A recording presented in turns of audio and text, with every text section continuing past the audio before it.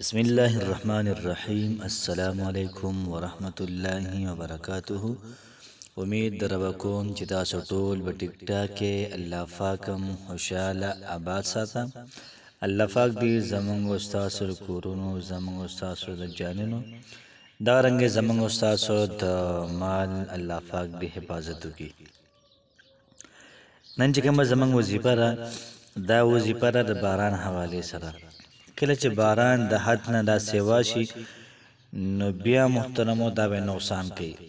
یاد ساتئ چې نن سبا چې کوم دور دی او کم ټایم دی په دې کې فصلونه دا پخ شوي وي نو په دې دوران کې چې باران کېږي او د حد نه سیوا کېږي پته لګي الله پاک خبر دی نو هغه راځي کول غواړي او دا وظیفه کول غواړي انشاءالله العزیز الله پاک راضي شو نو باران به ودرئ.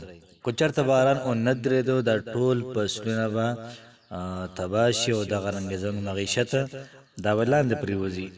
څنګه چې تاسو تېر کال په 6000 او په 7000 او په 5000 باندې من اخیستی و کیدای شي بیا په 10000 مو ونه لئ.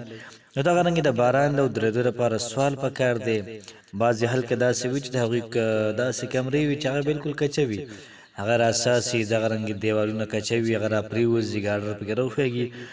نو 200 خبرې دي دغه رنګې د چا چې کاروبار مسله وي نو هغوی کاروبار له نشي تللی ماشومان سکول ته نشي تللی نو ډېر زیاته پریشانۍ به د باران سازوي. نو فرمایي چې کله باران د حد نه سیوا شي نو پیغمبر علیه صلات وسلام به څه کول. یاد ساتئ چې یو پیره باران نه څه روانه شو صحابه کرام راغلل پیغمبر علیه صلات وسلام ته فرمایي د الله رسوله باران لپاره سوال وکړه چې باران وشي. پیغمبر علیه صلات وسلام د باران لپاره سوال وکړو باران شروع شو یو هفته وورېده. بیا صحابه کرام راغلل په بله جمعه باندې وی د الله رسوله باران دومره سیوا شي دومره چې زمونږ کمرې دا راغورځېږي زمونږ کورونه را پرېوځي دغه رنګې زمونږ ماشومان ته تکلیف دی زمونږ څارویو ته تکلیف دی. دعا وکړه چې باران الله پاک ودرئ. پیغمبر علیه صلات وسلام دا وظیفه وکړله او دا دعا نبی علیہ الصلوۃ والسلام ویله باران محترم فوراً بند شو. صحابه کرام فرمایي چې موږ لا بار راوتی نو او باران لا ولاړو او دغه رنګې ورېځې لاړې نور راوختو.